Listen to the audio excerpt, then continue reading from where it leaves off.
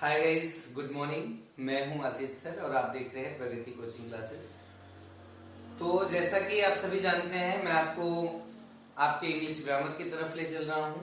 और ग्रामर में अभी तक आपने पढ़ा था letter, alphabet, word and sentences, type of sentences और काइंड्स ऑफ सेंटेंसेस। ये पार्ट्स ऑफ सेंटेंसेस और काइंड्स ऑफ सेंटेंसेस हम पढ़ चुके थे। आज हम लोग एक नए चैप्टर को स्टार्ट करेंगे। आप कह सकते हैं दिस इज कॉल्ड द सूल ऑफ ग्रामर्स। आप कह सकते हैं कि ग्रामर की आत्मा। ग्रामर की आत्मा कहलाती है आपकी पार्ट्स ऑफ स्पीच। अगर पार्ट्स ऑफ स्पीच की प्रॉपर जानकारी आपके पास हो जाए, पार्ट्स ऑफ स्पीच की सही जानकारी आपके पास हो जाए, तो लगभग आपके ग्रामर की 90% चीजें आप डन कर चुके हैं।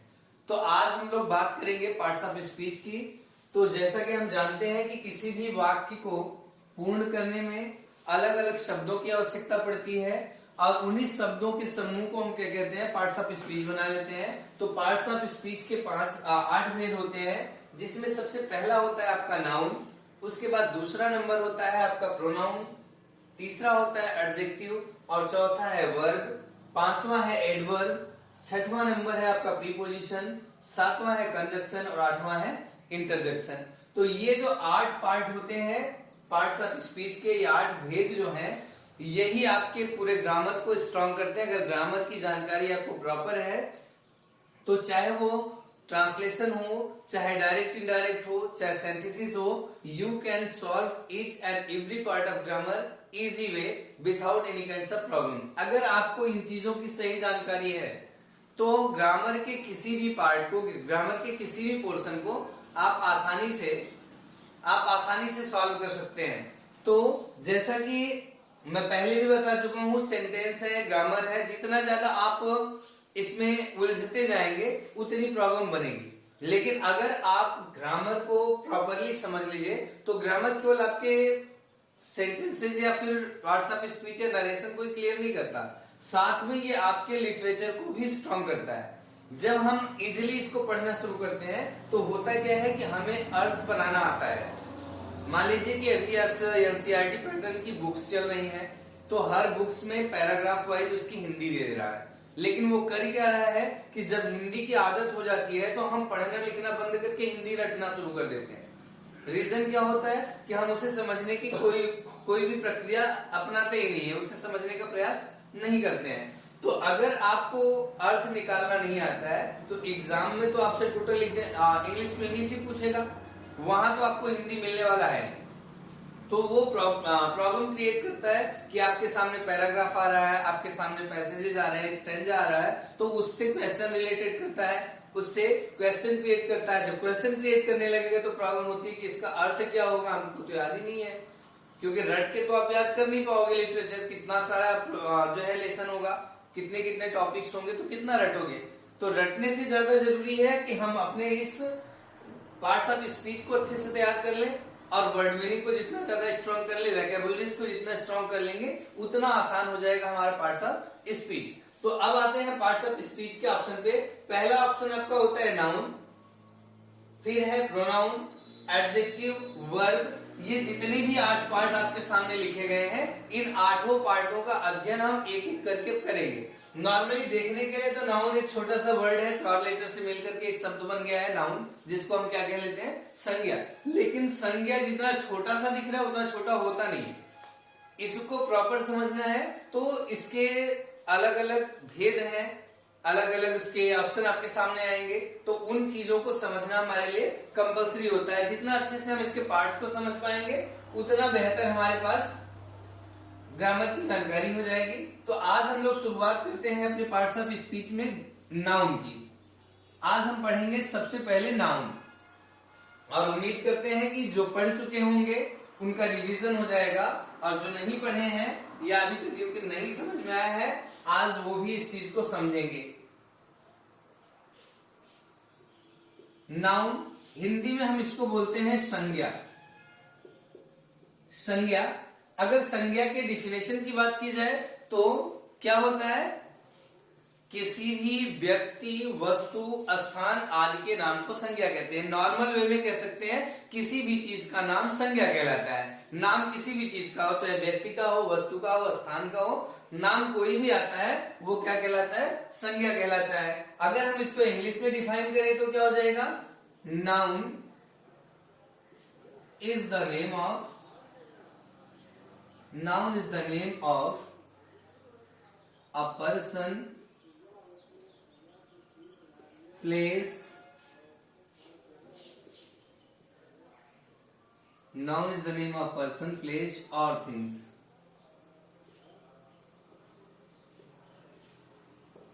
Noun is the name of person, place or things. किसी भी व्यक्ति, वस्तु, स्थान आदि के नाम को संज्ञा कहते हैं। जैसे अगर एग्जाम्पल की बात की जाए, एज एग्जाम्पल की हम बातें करें तो कह सकते हैं जैसे Delhi is capital of, Delhi is capital of India, Delhi is capital of India. तो अब यहां पे हम अगर कोई पूछ लिया जाए कि इसमें नाउन क्या है, नाउन कैसे जानेंगे, तो पूरा सेंटेंस आपके सामने आ रहा है। तो आपने डिफिनेशन क्या लिख रखा है, noun is the name of person, name of person, place और थिंग्स। ठीक है, तो अब दिल्ली आपका क्या है, एक प्लेस का नाम है, इंडिया आपके देश का नाम है, और दोनों ही नाम है दिल्ली और भारत। तो दोनों ही नाम है तो दोनों क्या हो जाएंगे, संज्ञा हो जाएंगे। तो दोनों ही संज्ञा हो गए, यानी कि हम डिफिनेशन के अकॉर्डिंग कह सकते हैं कि किसी भी व्यक्ति, वस्तु, स्थान, तो ये स्थान आपकी दिल्ली शहर है और इंडिया आपका देश है, तो दोनों ही नाम हो गए, इसलिए इन दोनों को हम क्या कहते हैं, संज्ञा कहते हैं। जैसे हम कह सकते हैं Ram was son of Dasharath. अब यहां पे कह दिया जाए कि Ram was son of Dasharath, तो राम क्या हो गया, नाम हो गया, दशरथ क्या हो गया, नाम हो गया, यानी कि जो नाम हो गया आपको हमने क्या कहा, वही आपका क्या हो जाता है, संज्ञा हो जाता है। तो इन दोनों सेंटेंसेस में क्या हो गए, संज्ञा हो गए। तो अगले में अगर इसी तरह किसी भी व्यक्ति का, ये जरूरी नहीं है, इसमें हमने व्यक्ति का नाम लिया है, यहाँ स्थान का नाम ले लिया है, यहाँ देश का नाम है, तो ये जो नाम आपके सामने आ रहे हैं ये क्या कहला रहे हैं, संज्ञा कहला रहे हैं। अब हम आते हैं संज्ञा के प्रकार, kinds of noun. Kinds of noun देखते हैं।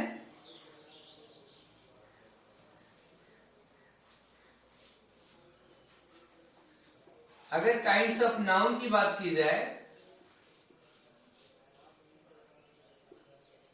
संज्ञा कितने प्रकार के होते हैं, लगभग सबने पढ़ा है और सबको उसकी कुछ न कुछ अच्छे या कम, ज्यादा या कम जानकारी सबके पास है।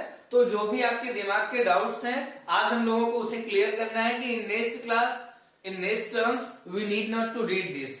अगले क्लास में जब भी हम क्लास अटेंड करना शुरू करें तो हमें सिर्फ इस पर नजर घुमानी हो, हमें पढ़ने की बहुत आवश्यकता न पड़े। ऐसा कंडीशन तभी पॉसिबल है जब आपका पूरा कंसंट्रेशन आपके सिलेबस पे हो। तो नाउन जो होता है वो संज्ञा कहलाता है। संज्ञा किसे कहते हैं, किसी व्यक्ति, वस्तु, स्थान आदि के नाम को संज्ञा कहते हैं। और उसी के प्रकार पूछा जा रहा है, संज्ञा के कितने प्रकार होते हैं, संज्ञा कितने प्रकार की होती है। तो संज्ञा जो होती है, there are 5 kinds of noun.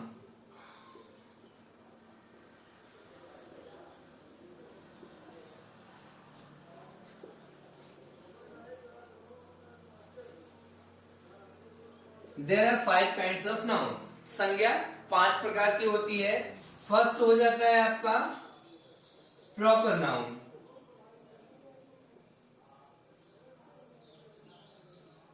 Second है आपका कॉमन नाउन।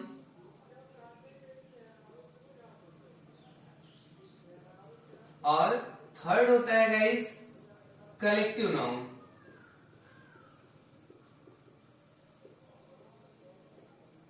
और फोर्थ हो जाता है आपका मटेरियल नाउन।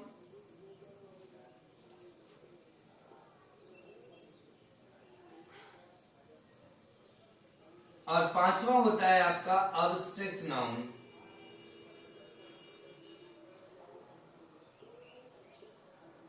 अब यहां पे माइंड कीजिएगा, whatever we have read in parts of speech that is known as the noun. Parts of speech में हमने अभी तक जिसको पढ़ा वो क्या है, संज्ञा है। संज्ञा की डिफिनेशन हमने पढ़ा। अब हम पढ़ रहे हैं संज्ञा के प्रकार। संज्ञा कितनी प्रकार की होती है? तो संज्ञा 5 प्रकार की होती है। पहला होता है प्रॉपर नाउन, दूसरा होता है कॉमन नाउन, तीसरा होता है कलेक्टिव नाउन, चौथा होता है मटेरियल नाउन और पांचवा होता है अब्स्ट्रैक्ट नाउन। हम जितनी ही अच्छी जितनी जानकारी रखना चाहेंगे, कहते हैं it has been spoken by some scholars, more study more confusion, no study no confusion. जितना आप पढ़ेंगे सस्पेंस आपके सामने उतने क्रिएट होंगे, लेकिन a good student is that who can solve all the confusions. अच्छा छात्र वही कहलाता है जो हर समस्याओं को जड़ से निपटा दे।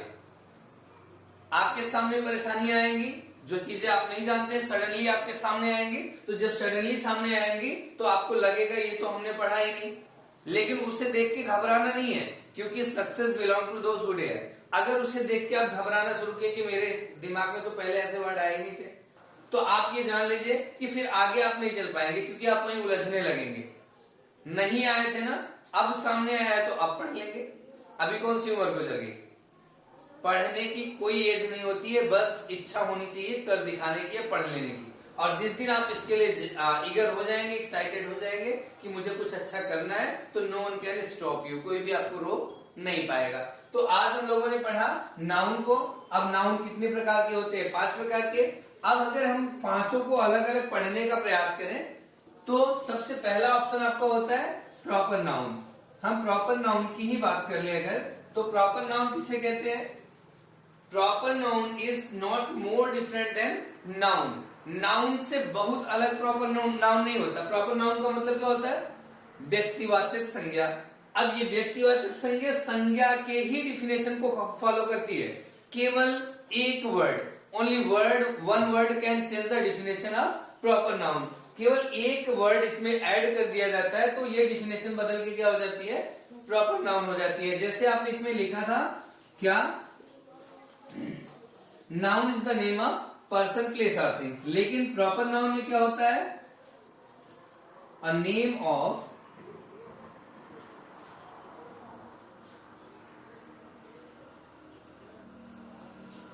Any particular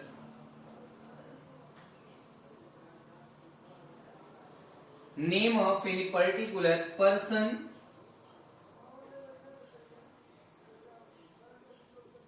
place or things। आप चाहो तो इतने में भी डिफिनेशन छोड़ सकते हैं, या इसके आगे आप इसको भी बता सकते हैं। क्या कह सकते हैं? A name of particular person, place or things is called proper noun।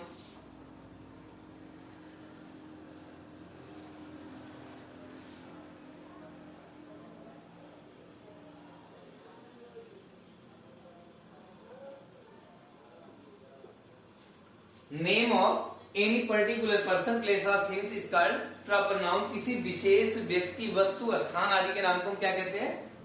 व्यक्तिवाचक संज्ञा कहते हैं। किसी विशेष व्यक्ति, जैसे चंद्रशेखर आजाद, पंडित जवाहरलाल नेहरू, सुभाष चंद्र बोस, ये क्या हो गया?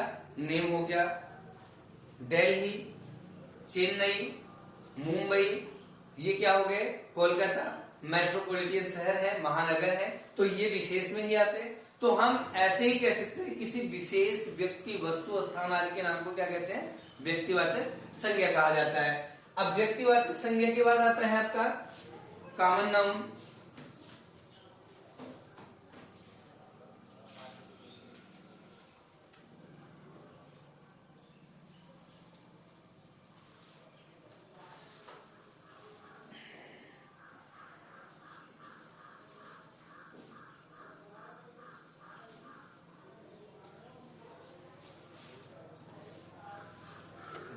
छोटा सा एग्जांपल आपने लिया कि अगर जो है ग्रेप्स खरीदने जाएंगे तो सिंगल नहीं खरीदेंगे, ठीक है, एक खरीदने तो जाएंगे नहीं। किसी स्कूल में अगर आप अपना एडमिशन कराते हैं तो इस स्कूल के आप अकेले स्टूडेंट तो होंगे नहीं, उस स्कूल में अलग अलग स्टूडेंट्स होंगे, कुछ बॉयज होंगे कुछ गर्ल्स होंगे, बॉयज और गर्ल्स मिले जुले होंगे, तो बच्चों का जो समूह हो जाएगा वह भी आपका कलेक्टिव नाउन हो जाएगा।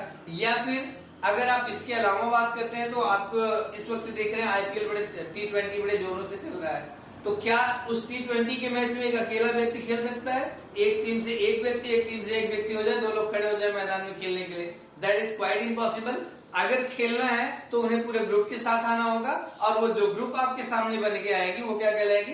कलेक्टिव नाउन कहलाएगी। इसी तरीके से हम कलेक्टिव नाउन को क्या डिफाइन कर सकते हैं? A collective noun denotes a group of person, place और थिंग्स। व्यक्ति, वस्तु, स्थान आदि के समूह को क्या कहा जाता है? समूहवाचक संज्ञा कहलाता है। और जैसे मान लीजिए कहा जाए फैमिली, अब फैमिली एक व्यक्ति से तो होती नहीं है। अगर कोई सोसाइटी की बात करें, समाज, तो क्या समाज एक व्यक्तियों का समूह हो सकता है? कभी नहीं हो सकता। समाज जो होता है कई लोगों के समुदाय को कहते हैं। तो अब यहाँ पे कह रहे हैं कि फैमिली कभी सिंगल पर्सन से नहीं बनती। फैमिली में 2 लोग, 4 लोग, 6 लोग तो होंगे ही, तो उन सबको मिलाकर जो ग्रुप बनता है उसे हम कहते हैं फैमिली। और उसके बाद क्लास, मैंने जैसा अभी बताया कि क्लास में कोई 1 या 2 बच्चे नहीं होंगे, उसमें सारे बच्चे होंगे, लड़के भी हो सकते हैं, लड़कियां भी हो सकती हैं, सबको मिलाकर क्लास बनता है। फिर होता है आर्मी। सेना की बात की जाए तो सेना में केवल एक सैनिक तो नहीं होता, क्योंकि अगर एक सैनिक होता तो उसे सोल्जर कहते हैं, सिपाही कहते हैं, उसे सैनिक नहीं कहा जाता। आर्मी का मतलब सैनिकों का समुदाय, सैनिकों का समूह जो हो जाएगा वो आर्मी हो गई। उसके बाद क्राउड का मतलब होता है भीड़। अब आप अकेले कहीं खड़े हो जाओ, कोई कह दे वहां पे बहुत भीड़ लगी है, पॉसिबल है? That's impossible. कब ऐसा लगेगा कि आप 2-4 लोगों के साथ खड़े हैं, देखते देखते वहां काफी लोगों की भीड़ जमा होगी, कहते हैं भीड़ जमा हुई है, तो उसी भीड़ को हम क्या कहते हैं? क्राउड कहते हैं। एंड आफ्टर दैट टीम भी आपकी खेल का ग्रुप हो जाए, चाहे जिस चीज के लिए आप काम करेंगे वो समुदाय में आएगा, और जो समुदाय में आता है वो कलेक्टिव नाउन के अंतर्गत आता है। तो proper noun, common noun, collective noun और नाउन, 4 डेफिनेशंस मैंने आज आपको बताए हैं पार्ट्स ऑफ स्पीच के बारे में। तो आप यहाँ पे ध्यान रखिएगा कि पार्ट्स ऑफ स्पीच को मैंने फिर से मैं स्टार्ट करके बता दे रहा हूँ कि फिर से आप समझिएगा। Parts of speech is a heart of your all grammars, whether that is tense, direct, indirect, synthesis, syntax, transformation or any parts of grammar, that is a heart of all the grammars. Grammar का पूरा हृदय कह सकते हो आप अगर कुछ है तो वो आपका होता है पार्ट्स ऑफ स्पीच।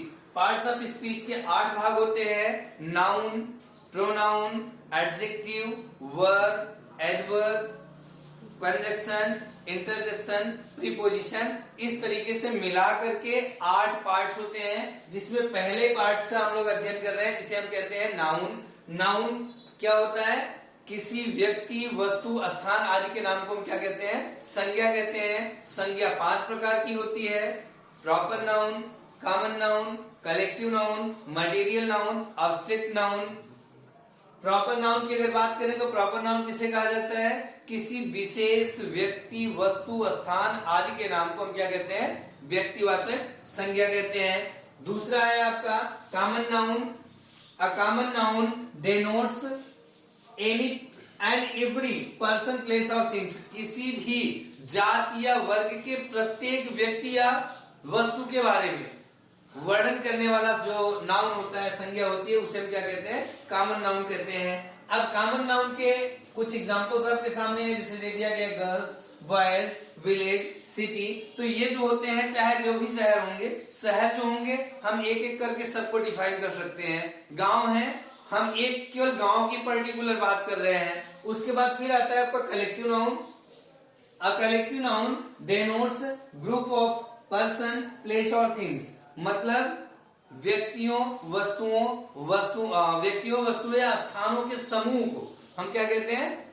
समूहवाचक संज्ञा कहते हैं, कि जिसमें एक से अधिक वस्तुएं एक साथ जुड़ी हुई हो। जैसे आप चाबी का छल्ला ले लीजिए।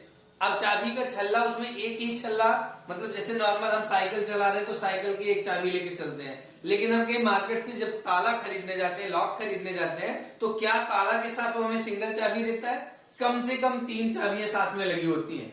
तो जब भी आप परचेजिंग करते हैं लॉक की, तो 3 आती हैं, तो 3 आती है, इसका मतलब वो समूह में हो जाती है। तो जो भी प्रक्रियाएं आपकी होती हैं, collective noun denotes group of person, place और थिंग्स। मतलब लोगों, व्यक्तियों और वस्तुओं के समूह को व्यक्त करना जो होता है वह कलेक्टिव नाउन कहलाता है। जैसे फैमिली, फैमिली में 2 से अधिक ही पर्सन होंगे, एक पर्सन से तो फैमिली बनती नहीं है। तो क्लास की बात की जाए तो क्लास में भी संख्याएं 1 से अधिक होंगी। फिर आर्मी की भी बात की जाए तो पूरी सेना हो जाती है, ठीक है। उसके बाद क्राउड होता है, टीम होता है, तो ये जो समुदाय होते हैं वो 1 से अधिक हो जाते हैं। तो आज हम लोग इतना ही पढ़ेंगे, कल हम लोग इसके पार्ट्स पढ़ेंगे, उसके बाद मटेरियल और एब्स्ट्रैक्ट नाउन पढ़ेंगे। तो आज के लिए बस इतना ही। तब तक के लिए आप सभी लोगों को बहुत बहुत धन्यवाद। और जैसा कि होली आपके बहुत करीब में है, तो आप सभी लोगों को होली की हार्दिक शुभकामनाएं इन एडवांस। धन्यवाद।